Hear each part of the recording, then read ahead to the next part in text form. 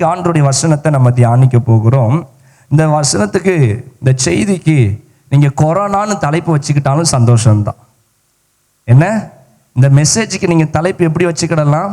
COVID-19 அல்லது corona அல்லது corona 2ஆம் அலை அப்படின்னு சொல்லி நீங்கள் என்ன தலைப்பு வச்சுக்கிட்டாலும் பரவாயில்ல. ஆனாலும் நான் ஒரு தலைப்பு இந்த வசனத்துக்காக நான் வைத்திருக்கிறேன்.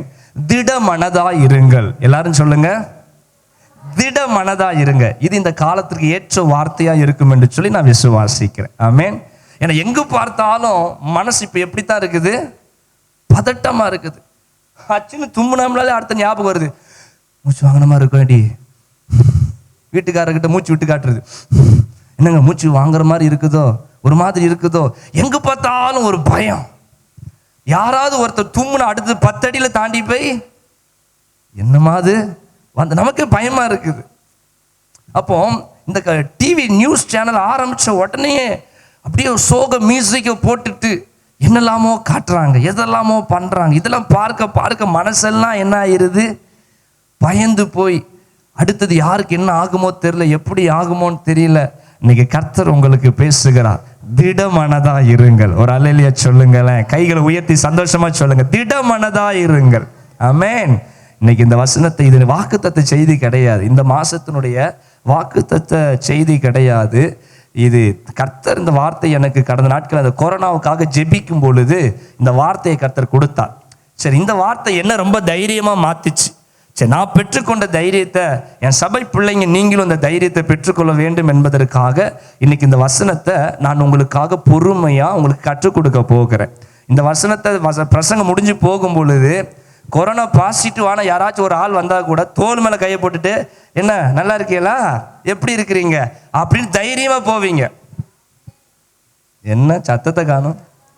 ஆமா, உண்மை. அந்த பிரசங்கம் முடியும் பொழுது அப்படிப்பட்ட யாராவது இருந்தா கூட, என்னம்மா ஒரு டம்ளர் காஃபி குடிச்சிட்டு போங்க வீட்டுக்குள்ள வந்துட்டு, அப்படின்ற அளவுக்கு உங்களுக்கு தைரியம் வந்துடும். அல்லேலூயா. இந்த பிரசங்கத்தை முடிச்சுட்டு நீ நியூஸை பார்த்தாலே சிரிச்சுக்கிட்டே பார்ப்பீங்க. நியூஸ்ல என்ன போட்டு காமிச்சாலும் இந்த பிரசங்கத்தை முடிச்ச பிறகு அந்த நியூஸை பார்த்தாலே அப்படின்ற மாதிரி நமக்கு ஒரு நகைச்சுவையா மாறிடும். என்ன பாஸ்டுக்கு எதுவும் ஆயிட்டோன்னு பாக்கியலோ இல்லை, உங்க பார்வை அப்படித்தான் தெரியுது. ஆமென். சரி, நம்ம தியானிப்போம். கர்த்தருடைய மறுபடியும் சொல்றேன், வானமும் பூமியும் மாறினாலும் தேவனுடைய வார்த்தை மாறாது. அல்லேலூயா.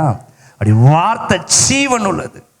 சூழ்நிலைகளை மாற்றுவது சூழ்நிலை அல்ல, தேவ வார்த்தை. சூழ்நிலையை மாற்றுவது சூழ்நிலை அல்ல, தேவ வார்த்தை. அதனால இந்த வியாதி இருக்கா இல்லையா அதை பத்தி பேச போறதில்லை. அது இருந்தாலும் ஸ்தோத்திரம், இல்லாம போனாலும் ஸ்தோத்திரம். வார்த்தை இருக்கு. நான் அதைத்தான் பேச விரும்புகிறேன். நான் எதை பேச போறேன்? வார்த்தை இருக்குது, அதைத்தான் நம்ம பேச போறேன்.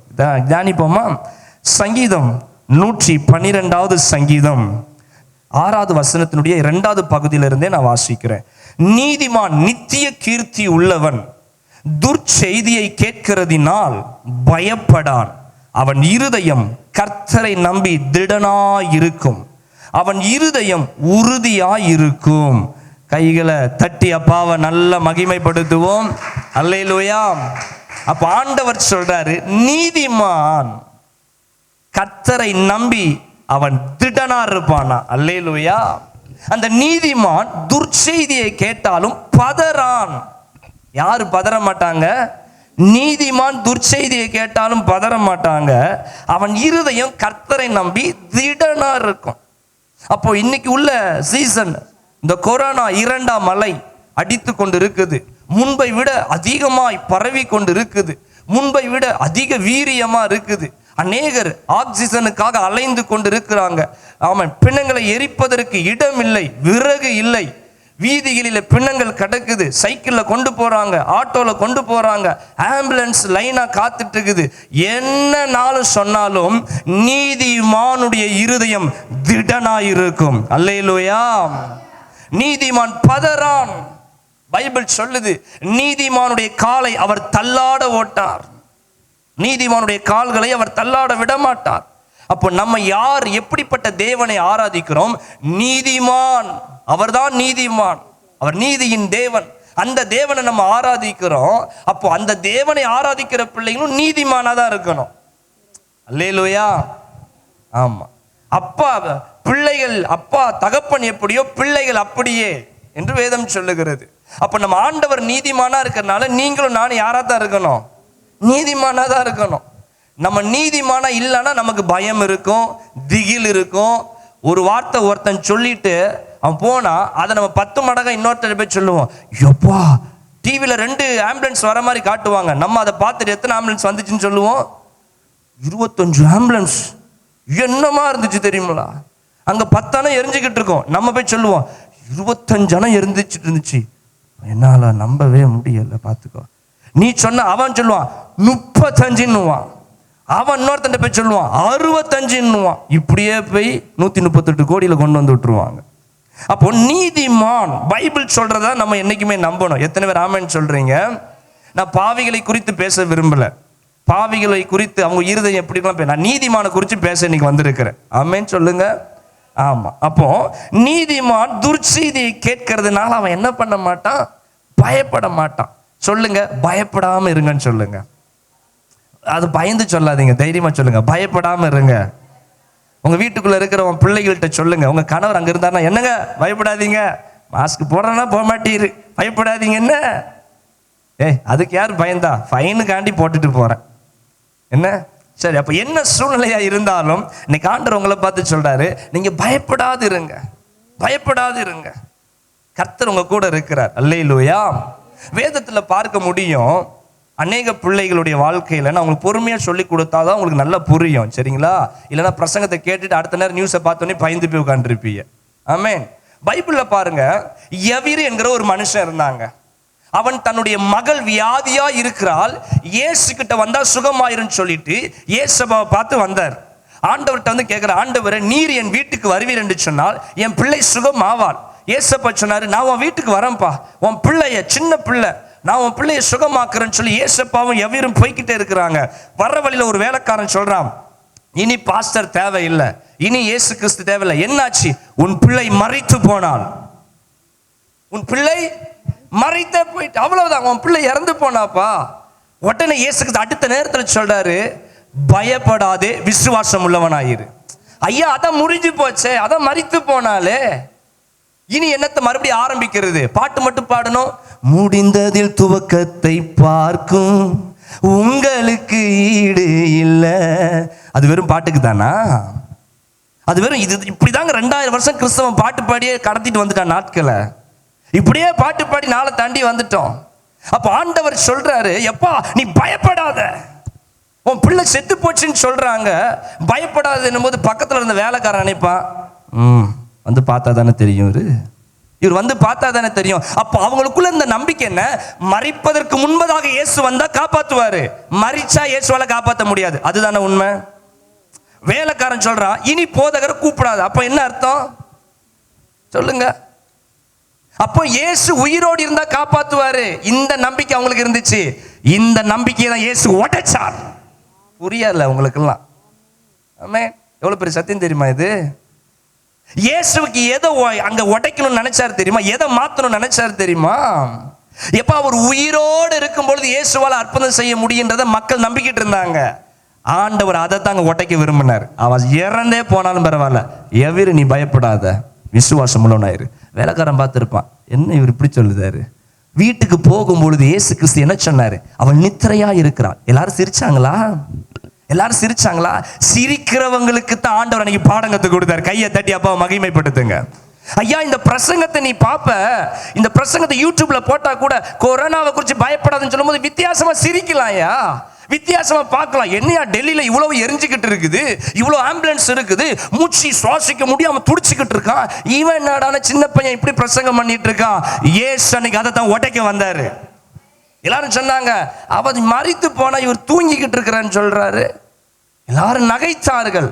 நகைத்தவங்களை வெளியே போய் சொன்னார். ஒரு அலையில சொல்லுங்க பார்ப்போம். எஸ், ஆண்டவர் சொன்னார், பயப்படாதே, விசுவாசம் உள்ளவனாயிரு. உன் மனசு திடமா இருக்கட்டும்.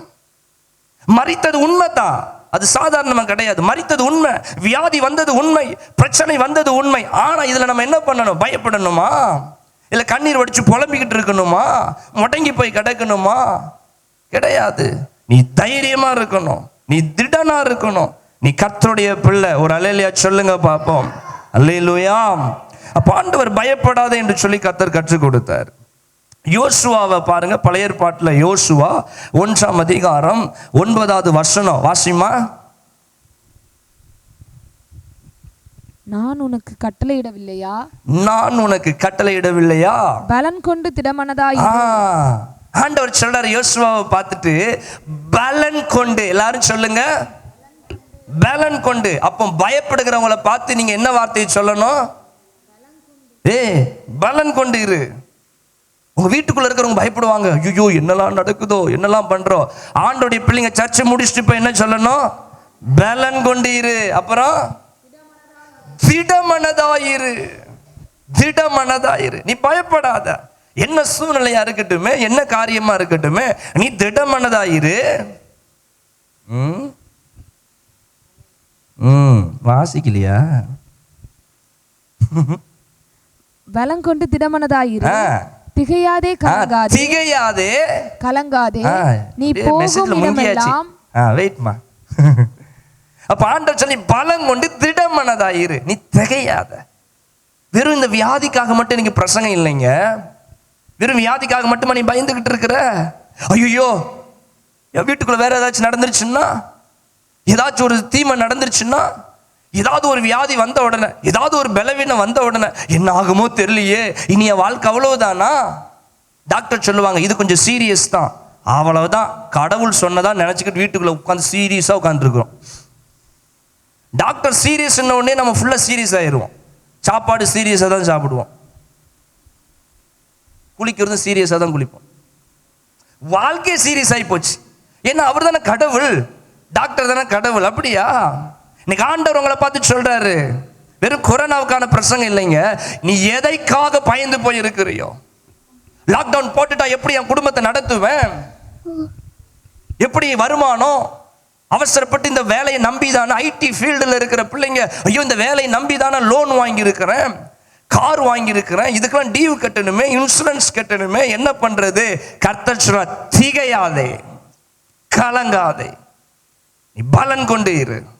எந்த காரியத்துக்கு நீ கலங்காத. அழைச்சவர் உன்னை இறுதி வரைக்கும் நடத்திட்டு போவார். அழைச்சவர் உன்னை இறுதி வரைக்கும் நடத்திட்டு போவார். அல்லேலூயா. எந்த நேரத்தில் இந்த பிரசங்கத்தை பண்றேன்? சர்ச்சு பூட்டப்பட்ட நிலைமையில தான் இந்த பிரசங்கத்தை பண்றேன். ஆமென். சர்ச்சு பூட்டுனா என்ன பாஸ்டர்? நிறைய இடத்துல விசுவாசிகளை பாஸ்டர் சந்தித்து தேவைகளை வாங்கி கொள்ளலாமே. அந்த நேரத்தில் தான் ஆண்டவர்கிட்ட அமர்ந்து உட்கார்ந்துகிட்டு இருக்கிறேன்.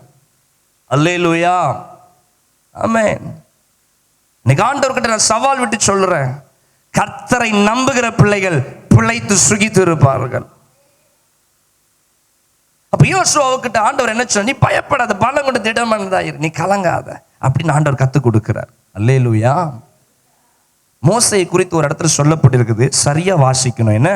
யாத்திராகமும் 3ஆம் அதிகாரம் எடுத்துக்கொள்ளுங்க. எல்லா பிள்ளைகளும் பைபிள் வச்சிருக்கணும். யாத்திராகமும் 3ஆம் அதிகாரத்தை எடுத்துக்கொள்ளுங்க. 3ஆம் அதிகாரம், யாத்திராகமும் 4ஆம் அதிகாரம் 3வது வசனத்தை வாசிங்க. அதை தரையிலே போடு என்றார். அவன் அதை தரையிலே போட்டபோது அது சர்ப்பம். அப்படி நிப்பாட்டுங்க, அது சர்ப்பம் ஆயிடுச்சு. இந்த ஸ்டோரி எல்லாருக்கும் தெரிஞ்சிருக்கும். மோசே கிட்ட ஆண்டவர் சொல்றாரு, எப்பா உன் கோலை தரையில போடுப்பா. அது தரையில போட்டோன்னு அது என்னவாய் மாறிட்டாமா? சர்ப்பம்னா என்னது? பாம்பா மாறிடுச்சு. கையில இருந்த பெரிய கம்பு என்னமா மாறிடுச்சு? நான் சில நேரம் வீட்டுக்கு பின்னாடி முருங்கைக்காவை பார்ப்பேன். முருங்கைக்காய் என் கண்ணுக்கு எப்படி தெரியும்? ஏன்னா நிறைய இடத்துல பாம்பை பார்த்து பார்த்து போற இடம்லாம் எதுவா தெரியுது. இப்போ தூரத்தில் ஒரு சணல் கயிறு இருந்தால் இங்கிருந்தே பார்த்துட்டு போவேன். பாம்பா இருக்குமோ? அரண்டவன் கண்ணுக்கு இருண்டதெல்லாம் பாம்பு. என்ன? முருங்கைக்காவை பாம்பது என்ன சொல்லுவாங்க? இந்த கொம்பேரி மூக்கன் இதில் தான் தொங்கும், அப்படியே ஆடும் பாருங்க. பாம்பா இருக்குமோ? அந்த மாதிரி இவர் பாம்பை பார்த்து நினைக்கலைங்க, கம்பு தான். அவ்வளோ கம்பு தான் வச்சுட்டு இருக்கிறார். மோசை எதை வச்சுட்டு இருக்கிறாரு? ஆண்டு சொன்னார், மோசை அந்த கம்பை கொஞ்சம் கீழே போடுறா. கம்பத்துக்கு கீழே போட்டு டக்குன்னு கம்பு எதுவா மாறிடுச்சு? பாம்பா மாறிடுச்சு. இதை பார்த்தோன்னு என்ன பண்ணினார்? இதான் பாயிண்ட். அதற்கு விலகி ஓடினான். மோசே அதற்கு என்ன பண்ணாரு? நாய் விரட்டிட்டு வருதுன்னா என்ன பண்ணுவீங்க? இந்தா இந்தா இந்தா நான் கொடுப்பேன். பிடிச்சுக்கிட்டு எங்க ஓடுவோம்? அந்த மாதிரி பாம்பை பார்த்த உடனே ஒரே ஓட்டம், விலகி ஓடினார். நான் ஒன்று சொல்கிறேன், மோசே 40 வருஷம் எங்கே ஆடு மேய்ச்சிட்டு இருந்தார்? வனாந்தரத்தில். அவர் பார்க்காத பாம்பா? அவர் பார்க்காத பாம்பா? என்ன அவர் என்ன பார்க்கலையா ஆடு மேய்ச்சிட்டு இருந்தாரு? நல்ல பார்க்கலையே ஆடு. நல்லா யோசிச்சு பாருங்க, வனாந்தரத்துலங்க 40. நம்மளே ஆடு மாடு மேய்க்க போறவங்களாம் எவ்வளோ பாம்பு பார்த்துருப்பாங்க. கம்பை வச்சு நச்சு தூக்கி போட்டு போய்கிட்டே இருப்பாங்க, அசால்ட்டா இருப்பாங்க. ஆனா மோசே விலகி ஓடினான். என்ன பயம், என்ன பயம்! ஆமென். இந்த பயந்த சுபாவம் உள்ள மோசையத்தான் ஆண்டவர் பார்வோன் கிட்ட அனுப்புனார். பயப்படாதடா, நான் உன் கூட இருக்கிறேன், நீ போ. நல்லா புரிஞ்சுக்கொள்ளுங்க, பைபிள்ல எந்த இடத்துலையும் ஆண்டவர் பயந்துருன்னு சொல்லல, நீ பயப்படுன்னு சொல்லல. எல்லாத்துக்கும் நீ பயப்படாம தைரியமா இருந்த ஆண்டவர் கற்றுக் கொடுக்கிறார். புரிஞ்சவங்க ஒரு அல்லேலூயா சொல்லுங்க. அல்லேலூயா. இன்னும் இதை குறித்து கொஞ்சம் விவரமா உங்களுக்கு நான் சொல்லி கொடுக்க விரும்புகிறேன். இதை தியானிக்க இந்த பயம் எல்லாம், இந்த பயத்தின் ஆவியெல்லாம் விலகணும். அல்லேலூயா. எடுங்க மத்தேயு 10ஆம் அதிகாரம், அழகா வாசிக்கணும். என்ன? மத்தேயு 10ஆம் அதிகாரம், இயேசு கிறிஸ்துனுடைய பிரசங்கத்தை பார்க்குறோம். இங்க ஏசப்பா என்ன சொல்லி பிரசங்கம் பண்றாரு எல்லாம் எடுங்க. மத்தேயு 10ஆம் அதிகாரம். இது எல்லாரும் ரொம்ப இம்பார்ட்டன்டான வார்த்தை, யாரும் மறக்க கூடாது. என்ன? மத்தேயு 10ஆம் அதிகாரம் 16வது வசனம். ஆடுகளை ஓநாய்களுக்குள்ளே அனுப்புகிறது போல, ஆடுகளை ஓநாய்க்குள்ளே அனுப்புகிறது போல இதோ நான் உங்களை அனுப்புகிறேன். நிப்பாட்டுங்க.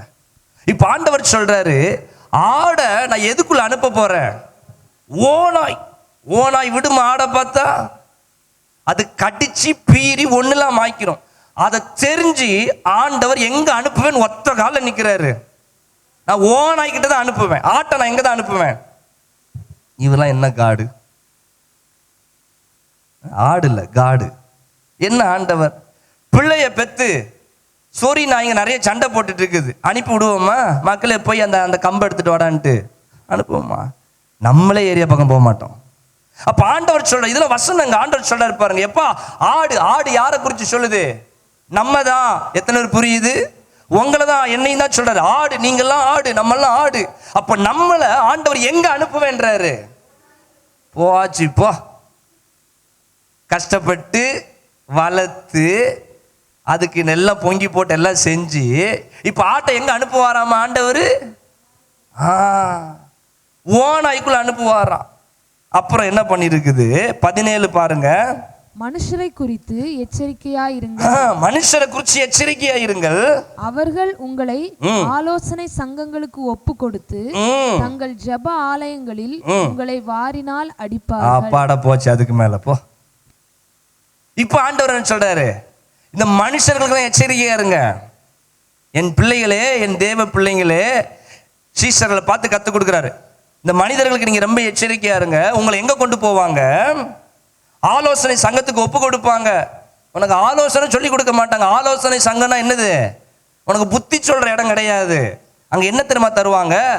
வாரினால் அடிப்பாங்களாமா, சவுக்கடி உள்ளன்றாரு உங்களுக்கு. அல்லேலூயா. அப்ப ஆண்டவர் சொல்றாரு அவருடைய பிள்ளைய பார்த்து, உங்களை இங்கெல்லாம் நான் அனுப்புவோம்ப்பா. அங்க உங்களுக்கு என்ன கிடைக்கும்?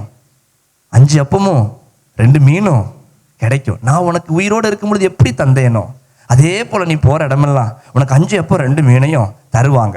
நீ நிறைய கூடைய என்ன பண்ணிட்டு வா, வாங்கிட்டு வான்னு அனுப்பல. ஆண்டவர் சொல்றாரு, வாரினால் என்ன பண்ணுவாங்களாமா? அடிப்பாங்க. அடுத்தது 21 வாசிங்க. சகோதரன் தன் சகோதரனையும் தகப்பன் தன் பிள்ளையையும் மரணத்துக்கு ஒப்பு கொடுப்பார்கள். அப்பா நிப்பாட்டுங்க. இப்ப அடுத்தது என்ன சொல்லி கொடுக்கிறாரு? யாரோ ஒருத்தனை மரணத்துக்கு இது பண்ண மாட்டாங்களாமா. சகோதரன் சகோதரனே கொல்லுவான், தகப்பன் பிள்ளையவே என்ன பண்ணுவான்? மரணத்துக்கு ஒப்பு கொடுப்பார்கள். பெற்றோருக்கு விரோதமாக பிள்ளைகள் எழும்பி அவர்களை கொலை செய்வார்கள். என் நாமத்து நிமித்தம் எல்லாராலும் பகைக்கப்படுவீர்கள். கவனிச்சிங்களா? அப்ப இனி உள்ள காலங்கள் எப்படி இருக்குமாமா? பைபிள் ஆண்டவர் சொல்லி கொடுக்கிறாரு, என் நாமத்து நிமித்தம் நீங்க எல்லாராலும் பகைக்கப்படுவீங்க. அல்லேலூயா சொல்ற பிள்ளைங்க. யாராவது உங்களை வெறுத்தாங்கன்னா, பாஸ்டர் நான் நல்லது தான் பாஸ்டர் சொன்னேன், நல்லது தான் பாஸ்டர் சொன்னேன், 40 நாட்கள் யாரிடத்துலையும் பேசுவதில்லை, ஃபோன் அட்டன் பண்ணுவதில்லை. ஜெபிக்கணும்னு சொல்லி எடுத்த முதல் நாள் ஃபோன் கால் வந்துச்சு. என் மனைவி தான் அட்டன் பண்ணாங்க. ஃபஸ்ட்டு டே ஃபோன் கால் வந்துச்சு, என் மனைவி அட்டன் பண்ணாங்க. யாரோ ஒருவர் கெட்ட வார்த்தையில் திட்டுறாரு. எப்படி? என் மனைவி ஃபஸ்ட்டு புரியல. ஹலோ ஹலோ யாரு, என்ன கிளிக்கிறான் கிளி. அப்புறம் அவங்க போய் என்ன, எங்க யாரோ கெட்ட வார்த்தையில் திட்டுறாங்க. அப்படியா அதை நான் கேட்கட்டு கொஞ்சம், ஏன்னா நான் கொஞ்சம் பழக்கப்பட்டிருக்கிறேன் இந்த மாதிரி நிறைய கெட்ட வார்த்தைகளை கேட்டு நான் பழக்கப்பட்டிருக்கனால தான் சொல்ல, பயங்கரமான கெட்ட வார்த்தை, அதுவும் லேடிஸ் வாய்ஸ் வரை கேட்டுருச்சா. அந்த மகனுக்கு அவனுக்கு ரொம்ப பிரியமாகி போச்சு. பயங்கரமான திட்டு. உடனே நான் சிரிக்க ஆரம்பிச்சிட்டேன். என்ன பண்ணேன், கெக்க கெக்க கெக்க கெக்க கெக்கன்னு சிரிக்காம, ஏ என்ன சிரிச்சுக்கிட்டு இருக்க. அவன் திட்டுறவனுக்கு மூட் அவுட் ஆகி போச்சு. நான் திரும்ப திரும்ப என்ன பண்றேன், சிரிக்க சிரிக்க அவனுக்கு ஒன்று, என்ன திட்ட சிரிச்சுட்டே இருக்க, இன்னும் சிரிப்பு. அவன் பார்த்தான், ஐயையோ யாரோ இது என்ன சொல்லிட்டு அவன் என்ன பண்ணிட்டான், ஃபோன் வச்சான். மறுபடியும் ஃபோன் போட்டான், மறுபடியும் அதே வார்த்தை, மறுபடியும் நான் என்ன பண்ணேன், அதே சிரிப்பு. அப்புறம் வச்சது தான். அப்போ பாருங்க, யார்கிட்டையும் ஃபோன் பேசக்கூடாது. அம்மா நீ தான் என்ன பண்ணிக்கிடணும், இன்னிலேருந்து ஃபோன் அட்டன் பண்ணணும். முதல் அழைப்பை எப்படிப்பட்ட அழைப்பு? அவ சொன்னா, என்னங்க இந்த மாதிரிலாம் வருது, இப்படித்தான் வரும். அப்போ எப்படி இருக்கு பாருங்க. அல்லேலூயா. அப்போ ஆண்டவருக்குள்ள நீ வந்த உடனே வாழை இலையை போட்டு உட்கார வச்சு தண்ணி தெளிச்சு எல்லா கூட்டு கீட்டுலாம் வச்சு உனக்கு பந்தி போட மாட்டாங்க. ஆண்டவர் சொல்றாரு, என் நிமித்தம் நீ எல்லாராலையும் பகைக்கப்படுவீங்க. இன்னைக்கு அநேகர் சொல்றாங்க, இப்படி நம்மளை பார்த்து சிரிக்கிறாங்களே, இப்படி நம்மளை பார்த்து வகைக்கிறாங்க. எப்பா, இது ஆண்டவர் பைபிளை சொல்லிட்டாரு, கிறிஸ்தவனுக்கு தான் அடி உத எல்லாம். அல்லேலூயா. அப்போ ஆண்டவர் இப்படித்தான் இருக்க சொல்றாரு. அப்போ என்ன சொல்ற, இதுக்கெல்லாம் பயப்படணுமா? அலர்ட் ஆயிருங்கடா, ஓனாய் வரும், பயந்துடாதீங்க, அப்படி இப்படின்னு ஆண்டவர் சொல்லி கொடுக்குறாரா? இல்ல. அப்போ அதற்கு ஆண்டவர் சொல்ற, யாருக்கு பயப்படணும், எதுக்கு பயப்படணும்? அதே அதிகாரம் 28வது வசனத்தை நான் வாசிக்கிறேன். என்ன எல்லாரும் பாருங்க, மத்தேயு 10:28.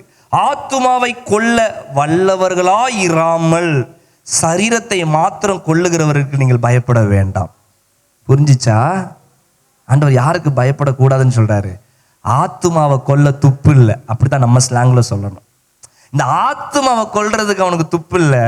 முடிஞ்சா உன் மனுஷ சரீரத்தை கொல்லுவானா, உன் கையை உடைப்பானா, உன் காலை உடைப்பானா, உன்னை கொல்லுவானா? அதான் சொல்றது, சரீரத்தை மாத்திரம் கொல்லுகிறவர்களுக்கு. புரிஞ்சிச்சா?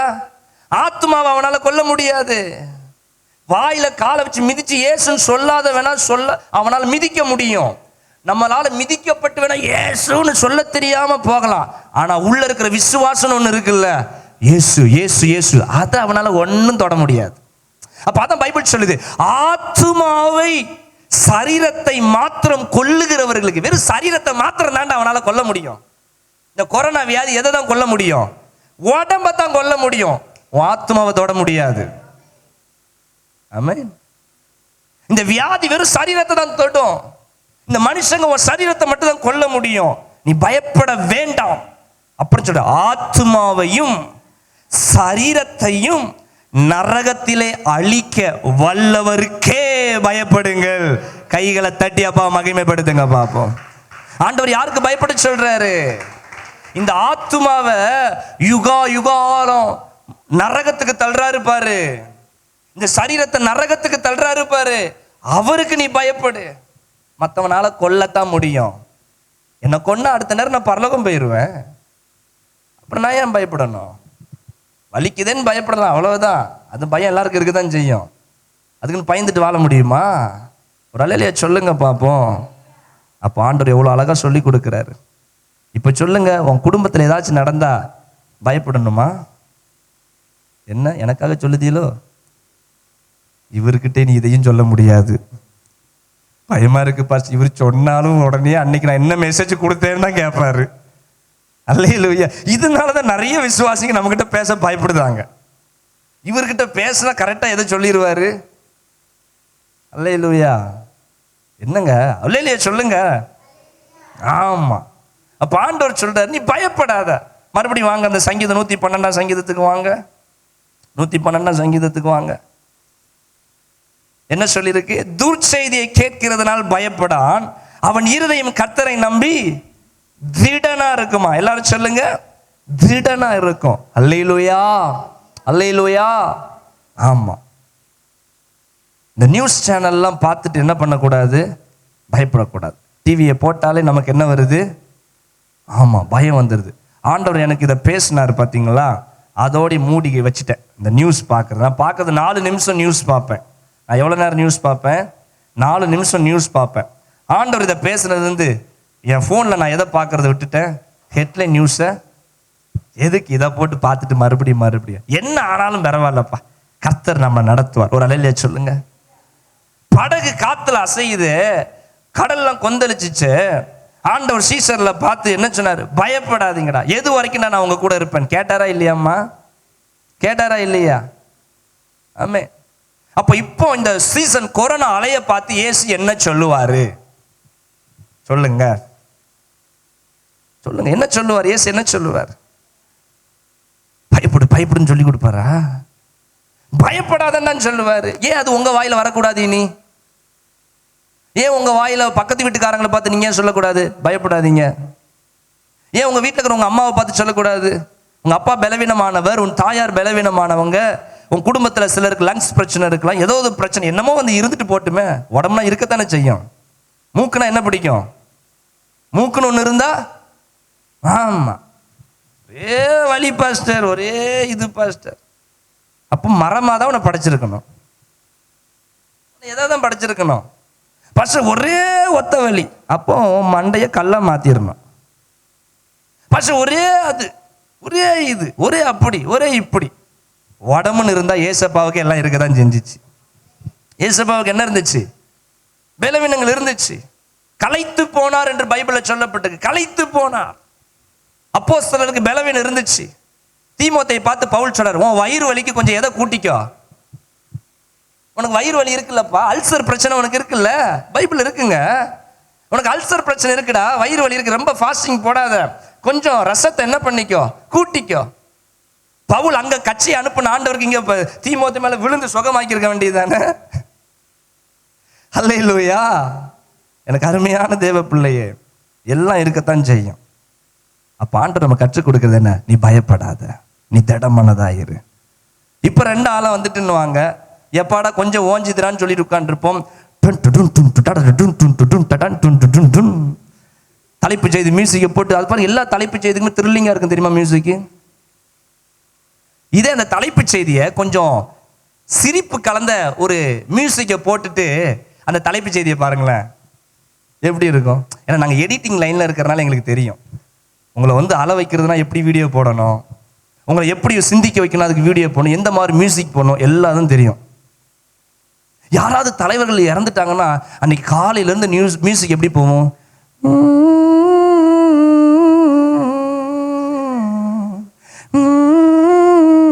அதை போட்டு போட்டு நம்ம வீட்டை எந்த வீட்டை ஆக்கிடுதானுங்க. எந்த நேரம் டிவி ஆன் பண்ணா போதும் மியூசிக்கை போட்டு போட்டு என்ன ஆக்கிறது. அப்போ அடுத்தது 3 ஆளா வரும். 3 ஆளைக்கு மறுபடியும் டட்டு டுட்டு டட்டு டுட்டு வீரியம் வந்துருச்சு. இப்போ வால்லாம் முளைச்சிருச்சு. கொரோனாவுக்கு எது வந்துருச்சு? வால் முளைச்சிருச்சு, அது முளைச்சிருச்சு. பிசாசு பாப்பா, இப்படி சின்ன பின்னம் ஆக்கிட்டு இருக்கானே இவன் இந்த வியாதியை. அல்லேலூயா. எனக்கு இந்த வசனத்துக்கு மேல நம்பிக்கை இருக்குது. ஒரு ஆமென் சொல்லுங்க. அப்ப பாஸ்டர் வியாதி வந்து அப்ப பாதிக்கப்பட்டவங்கள நாங்க பாக்குறோமே, அவங்கள பார்த்து சொல்லுவேன், மறிச்சாலும் பரலோகம் போவாங்க சிஸ்டர், ஏன் பயப்படுறீங்க? அவ்வளவுதான். என்ன பாஸ்டர் எப்படி சொல்றீங்க? வியாதி வந்து ஒரு மாதிரி ஆயிடுச்சு. நான் சொல்லுவேன், சுகம் கொடுத்தா ஏத்துக்கிடுங்க, சுகம் கொடுக்கலன்னா சந்தோஷம், பரலோகத்தில் போனா அதோடி முடிஞ்சு. அங்க கொரோனாலாம் இடம் கிடையாது, அங்க என்ன இடம் கிடையாது, ஒன்னுத்துக்கு இடம் கிடையாது, சந்தோஷமா இருக்கலாம். நமக்கு தான் ஏத்துக்க மனசு இல்லை. இப்ப பிரச்சனை என்னன்னா யாருக்கு மனசு இல்லை? கொஞ்சம் இப்படிதான் தியானிக்கணுங்க வசனத்தை, சும்மா ஃபார்மாலிட்டியெல்லாம் தியானிக்க கூடாது. அல்லேலூயா. உண்மையை சொல்லுங்க, யாருக்கு ஏத்துக்க மனசு இல்லை? சொல்லிடுவாரு, மகளை இன்னைக்கு நைட்டு படுத்துக்கோ, வேலைக்கெல்லாம் முடிச்சுக்கோ, நாளைக்கு காலையில் உனக்கு பரலோகம் தான், சந்தோஷப்படுவீங்களா? ஆண்டவரே இப்பதான் ஆண்டவரே எல்லாம் நடந்திருக்கு, அதுக்குள்ள கூப்பிட்டா எப்படி? இன்னும் பூச்சி வேலை நடக்கணும், இன்னும் என்ன பண்ணணும், இன்னும் என் பிள்ளை குட்டிக்கெல்லாம் கல்யாணம் பண்ணணும், இப்பதான் 2 ஆடு வாங்கி விட்டுருக்கேன், இது இன்னும் பெருகணும். ஆடு மாடே இன்னும் வளரல, அதுக்குள்ள என்ன கூப்பிட்டு என்ன? அல்லேலூயா சொல்லுங்க, அல்லேலூயா. எனக்கு அருமையான பிள்ளைங்களே, ஆண்டவர் இன்னைக்கு உங்களை பார்த்து சொல்றாரு, துர்ச்செய்தியை கேட்கிறதுனால் நீதிமான் பயப்படான், பதறான். ஆமென். கர்த்தரை நம்பி அவன் திடனா இருப்பான். ஒரு சம்பவத்தை சொல்லி நான் முடிக்க போறேன், எடுத்துக்கொள்ளுங்க, அது இன்னும் உங்களுக்கு பலனா இருக்கும். என்னாகமம், பரிசுத்த வேதாகமத்துல பழைய ஏற்பாட்டுல என்னாகமம் புஸ்தகம் 13வது அதிகாரம், 13வது அதிகாரம் எடுத்து வைத்துக் கொள்ளுங்க. தேவனுடைய மனிதனாகிய மோசே தன் ஜனங்களை பார்த்து சொல்றாரு, ஆண்டவர் நமக்கு கானானை கர்த்தர் கொடுக்கிறாருப்பா, அந்த கானானுக்கு பக்கத்துல வந்துட்டோம், அதனால போய் ஒவ்வொரு கோத்திரத்திலையும் 12 பிரபுக்களை, லீடர்களை தெரிந்து கொண்டு அந்த கானான் எப்படி இருக்குன்னு போய் பார்த்துட்டு வாங்க அப்படின்னு சொல்லி அவர் சொல்றாரு. இப்போ 12 லீடரை தெரிந்தெடுக்கிறாங்க, சரிங்களா? பெரிய பெரிய லீடர்ஸ், பிரபுக்கள் என்று பைபிள் சொல்லுது. இந்த 12 பேரையும் கானான் எப்படி இருக்குன்னு போய் பார்த்துட்டு வாங்கன்னு அனுப்புறாங்க. இப்போ கானானை பார்க்க இந்த 12 பேரும் புறப்பட்டு போறாங்க. இந்த கானான்ல எவ்வளவு நாள் தங்கி இருந்தார்கள் என்று சொல்லப்பட்டிருக்கு பைபிள்ல. 40 நாட்கள் தங்கி இருந்தாங்களாம். என்னாகமம் 13:25 சொல்லுது, அவர்கள் தேசத்தை சுற்றி பார்த்து 40 நாள் சென்று பின்பு திரும்பினார்கள். இப்ப இந்த ஊர்ல எவ்வளவு நாள் வாழ்ந்திருக்கிறாங்க? 40 நாள் வாழ்ந்திருக்கிறாங்க. அங்க வாழ்ந்துட்டு வரும்பொழுது அவங்க என்ன கொண்டு வந்தாங்கன்னு பைபிள் சொல்லுது. 23வது வசனம், ஒரே குலையுள்ள ஒரு திராட்சை கொடியை அறுத்தார்கள். ஒரே குலையுள்ள ஒரு திராட்சை செடியை அறுத்தார்கள். அதை ஒரு தடியிலே 2 பேர் கட்டி தூக்கி கொண்டு வந்தார்கள். அப்போ ஒரு திராட்சை கொலையை எத்தனை பேர் தூக்கிட்டு வர்றாங்க? 2 பேர் தடியில போட்டா அது எவ்வளவு பெருசு தொங்கி இருக்கும். அப்ப அந்த திராட்சை பழம் ஒவ்வொன்றும் மாங்காய் சைஸுக்கு இருந்திருக்கும் நினைக்கிறேன். என்ன திராட்சை பழம் எப்படி இருந்திருக்கும்? ஒண்ணு அன்னைக்கு நான் பார்த்தேன், கடைக்கு பழக்கடையில் வர்றாங்க, திராட்சை பழத்தை சாப்பிட்றாங்க, இன்னொருத்தர் சாப்பிட்றாங்க, சாப்பிட்டாங்க, லாஸ்ட்டில் வாங்காமலே போயிட்டாங்க. இப்படி ஒரு 10 பேர் அவங்க கடைக்கு வந்து ஒன்று சாப்பிட்டுட்டு, அப்போ ஒரு 3 மணி நேரம் கழிச்சு அதில் எவ்வளோ திராட்சை பழம் இருக்கும்? நான் கடைக்காரனை பார்த்தேன், உன் பாடு கஷ்டம்தான் போல இருக்குது. இதான் சொல்ல முடியுமா? எப்போ சாப்பிட்டு பார்க்காம எப்படிப்பா நான் பழத்தை வாங்க முடியும்? புளிச்சிச்சுன்னா யார் பேருவா? இப்படி ஒரு 15 பேர் வந்து புளிக்குதுன்னு போயிட்டா 16வது பேர் வரும்போது காம்பு தான் நிற்காங்க. பழக்கடையில் எதுதான் இருக்கும்? காம்பு. அதான் நான் சும்மா பார்த்தேன், எனக்கு பாவம் பழக்கடைக்காரங்க கஷ்டம்தான் என்ன அப்படின்னு மாதிரி தோணுச்சு எனக்கு. அப்போ இந்த இடத்துல அந்த திராட்சை பழக்கொலையை 2 பேர் சுமந்துட்டு வர, அவ்வளோ பெருசு. அப்போ ஆண்டவர் சொன்னார், எப்போ அது பாலும் தேனும் ஓடுகிற சூப்பரான தேசம். உண்மை அதே தான் இருந்துச்சு. 12 பேர் எல்லாம் பார்த்தாங்க. இப்போ ஊருக்கு வந்தாச்சு. இப்போ 40 நாள் கழிச்சு ஊருக்கு வராங்க. இவங்க ஊருக்கு வந்தோடனே மக்கள் எல்லாம் வெயிட்டிங், எல்லாரும் நம்ம போய் தங்கக்கூடிய ஊர் எப்படிப்பட்ட ஊரா இருக்குது பார்ப்போம் அப்படின்னு சொல்லி எல்லாரும் வெயிட் பண்ணிக்கிட்டு இருக்கிறாங்க. வந்தவொடனே அவங்க என்ன சொன்னாங்களாமா, 33வது வசனம், என்னாகமம் 13:33வது வசனத்துல கீழே உள்ள பகுதி சொல்லியிருப்பாருங்க. இப்படி இஸ்ரவேல், அதுல இருந்து வாசிமா. இப்படி இஸ்ரவேல் புத்திரருக்குள்ளே தாங்கள் சுற்றி பார்த்து வந்த தேசத்தை நிப்பாட்டுங்க. தாங்கள் சுற்றி பார்த்து வந்த தேசத்தை குறித்து துர்ச்செய்தியை பரப்ப செய்தார்கள். என்ன செய்தி பரப்புனாங்க? இப்போ என்ன செய்தி போட்டிருக்கு? எல்லாரும் சொல்லுங்க, என்ன செய்தி? துர்ச்செய்தியை பரப்பினாங்களாமா. அப்படி என்னத்துல இவங்க துர்ச்செய்தியை பரப்புனாங்க? மேல சொல்லப்பட்டிருக்கிறது 28வது வசனத்துல, அந்த தேசத்திலே குடியிருக்கிற ஜனங்கள் பலவான்கள், பட்டணங்கள் அரணிப்பானவைகளும் மிகவும் பெரியவைகளுமா இருக்கிறது. அங்கே ஏனாக்கின் குமாரரை கண்டோம். அப்பா கவனிங்க, வசனம் சொல்லுது, அந்த தேசத்தில் இருக்கிறவங்க யாராமா? அன்னைக்கெல்லாம் ஒரு தேசத்துக்குள்ள போகணும்னா போன உடனே வாங்க வெல்கம் டு வரவேற்க மாட்டாங்க. யுத்தம் பண்ணி தான் ஒரு தேசத்துக்குள்ள போகணும். புரிஞ்சிச்சா? இப்போ யுத்தம் பண்றதுக்கு முன்னாடி அந்த தேசம் எப்படிலாம் இருக்குன்னு பார்த்துட்டு வான்னு சொல்லி அனுப்புறாங்க. அனுப்பிட்டு வரும்பொழுது சொன்ன மாதிரி மாங்காய் கொய்யா எல்லாம் நல்லா தான் இருக்குது. ஆனா அந்த பழம் எவ்வளவு பெருசோ, பழத்தை தின்றவனு இப்ப எவ்வளவு பெருசா தான் இருக்கான்.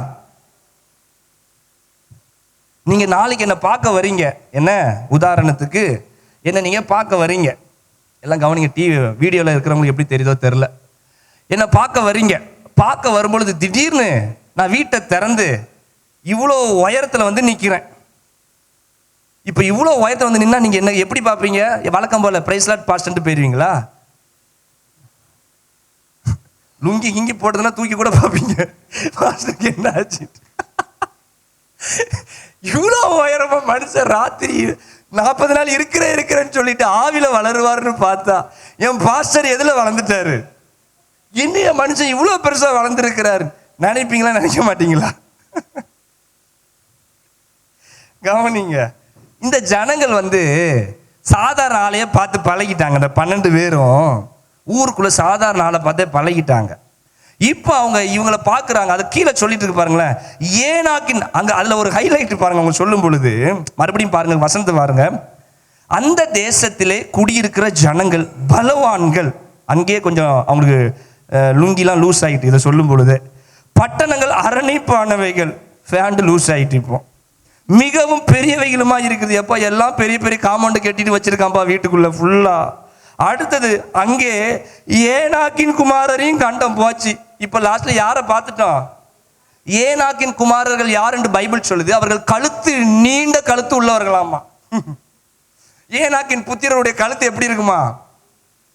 ரொம்ப நீளமா இருக்குமா.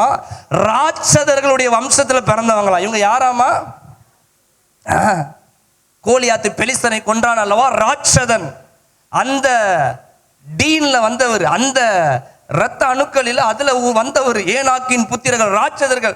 அப்பா பட்டண அரணிப்பானவைகள்னா ஆர்சி பைபிள் எப்படி போட்டிருக்குன்னா, ஒவ்வொரு நகருக்கும் அரண் கட்டி இருப்பாங்களாம். இந்த பெத்தேல் நகருக்குன்னு ஒரு பெரிய மதில் கட்டி வச்சிருக்கிறோம். ஜே நகருக்கு ஒரு பெரிய மதில் கட்டி வச்சிருக்கிறோம். உங்க தெருவில் இருக்கிற நகரை போட்டுக்கிடுங்க. நம்ம ஊர் நகர்ல எல்லாம் போர்டு தான் வச்சிருப்போம். அங்க எப்படி இருந்தாங்களாமா, ஒவ்வொரு நகருக்குமே ஒவ்வொரு பட்டணத்துக்கும் பெருசா அரண் கட்டி வச்சிருந்தாங்களாமா. எப்படி இருக்கும் யோசிச்சு பாருங்க. ஒரு ஊருக்குள்ள ஒரு மதில் அடிச்சுட்டு போகலாம், அடிச்சுட்டு அடுத்ததும் திருப்பியும் மதில தான். அப்ப காலம்புல இதை தான் உடைச்சிக்கிட்டு இருக்கணும்.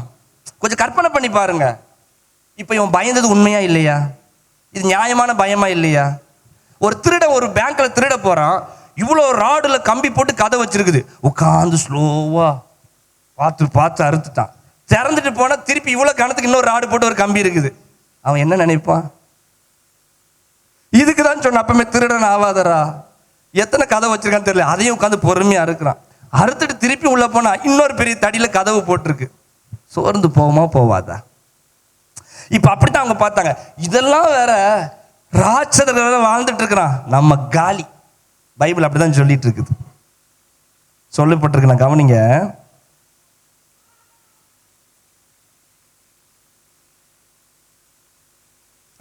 31வது வசனத்துல பாருங்க. அவனோடு கூட போய் வந்த மனிதரோ, நாம் போய் அந்த ஜனங்களோட எதிர்க்க நம்மாலே கூடாது. எப்பா நம்மெல்லாம் யார்கிட்ட யுத்தம் பண்ண முடியாது, அவனுங்க கூடலாம் யுத்தம் பண்ண முடியாதுப்பா. ஏன்னா அவங்களாம் ரொம்ப உயரமா ஹைட்டா இருக்கிறானுங்க, பலவான்கள், யுத்தம் பண்ண முடியாது. நாங்கள் அதிலே கண்ட ஜனங்கள் எல்லாரும் மிகவும் பெரியவர்கள். 32ல சொல்லுது, மிகவும் எப்படிப்பட்டவங்களாமா? பெரிய ஆட்கள். இவ்வளவு இந்த செய்தியை துர்ச்செய்தியை பரப்பினார்கள் என்று சொல்லி பரிசுத்த ஆவியானவர் யோசுவாவின் மூலமாக இந்த புஸ்தகத்தை எழுதியிருக்கிறார். நல்லா கவனிங்க. ஆண்டவர் இந்த வசனத்தை எப்படி எழுதியிருக்கிறாரு? தேசத்தை சுற்றி பார்த்தவர்கள் துர்ச்செய்தி. ஐயா அவங்க கண்டது உண்மைதான், அவன் ராட்சதன் தான். ஒவ்வொரு அரண்களை கட்டி வச்சிருக்கிறாங்க, ஒவ்வொரு தெருக்களுக்கும் பெரிய பெரிய காம்பவுண்ட் வால் இருக்குது, பலவான்கள் இருக்கிறாங்க, உண்மைதான். ஆனா ஆண்டவர் அதை எப்படி நோட் பண்ணியிருக்கிறாரு? துர்ச்செய்தி, துர்ச்செய்தியை பரப்பினாங்கன்னு போட்டிருக்குது.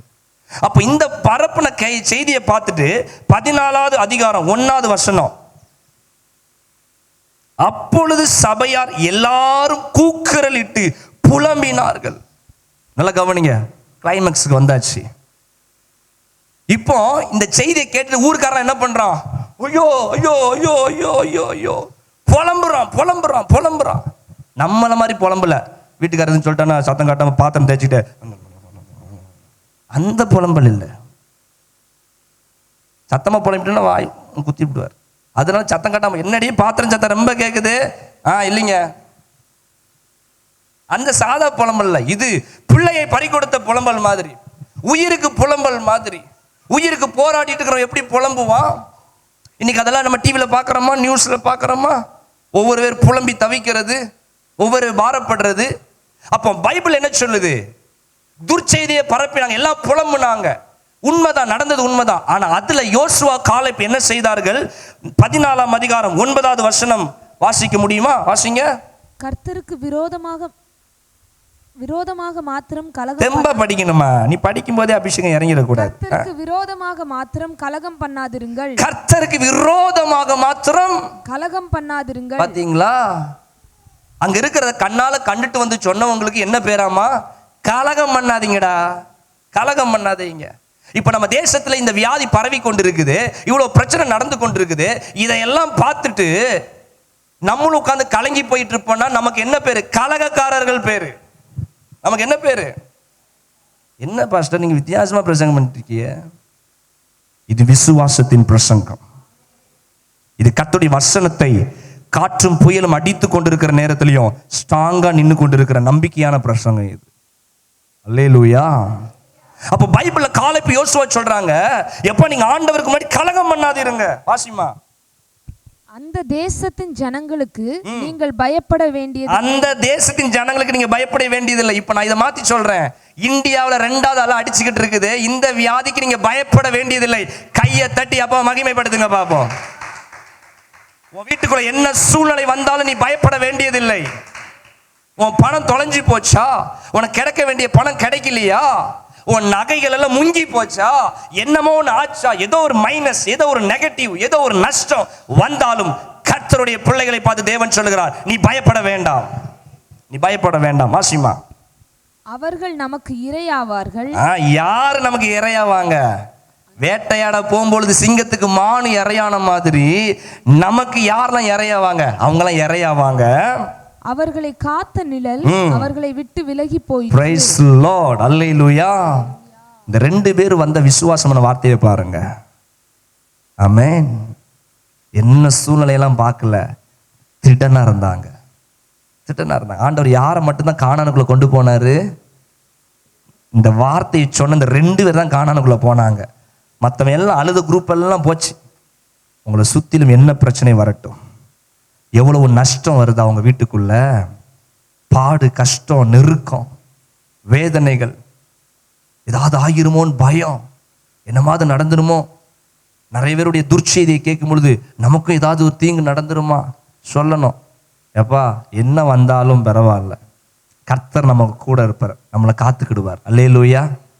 நம்ம சுதந்திரிப்போம். ஒருவேளை நமக்கு நன்மைகள் கிடைக்கலையா, பவுல் சொன்னதை போல, இன்னும் இந்த பிரசங்கம் முடியல, அது ஒரு முளை நீளத்துக்கு இருக்குது இந்த பிரசங்கம். ஒரு பாயிண்ட் தான் இவ்வளவு நேரம் பேசியிருக்கிறேன். பவுல் சொல்றாரு, நான் கட்டப்படுவதற்கு மாத்திரம் அல்ல, மரிப்பதற்கு நான் ஆயத்தமா இருக்கிறேன்.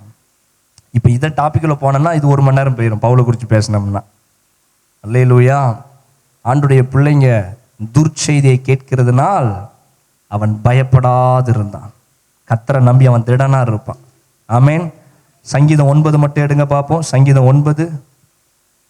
Price lord. சங்கீதம் 9 9வது வசனத்தை 10வது வசனத்தையும் நான் வாசித்து ஜெபம் பண்ண போகிறேன். சங்கீதம் 9 9வது வசனம் 10வது வசனம். பாஸ்டர், அப்போ எங்களுக்கு பயமா இருக்கே பாஸ்டர், நாங்கள் என்னதான் செய்யறது? ஆண்டவர் உங்களுக்கு ஒரு வார்த்தையை சொல்றாரு, கவனிங்க. சிறுமைப்பட்டவனுக்கு கர்த்தர் அடைக்கலமானவர். அல்லேலூயா. உண்மைதான். இன்னைக்கு கொரோனால மரித்து கொண்டிருக்கிறாங்க, வியாதியினால் அகப்பட்டு அநேகர் இன்னைக்கு மருத்துவமனையில வேதனையோடு இருக்கிறாங்க.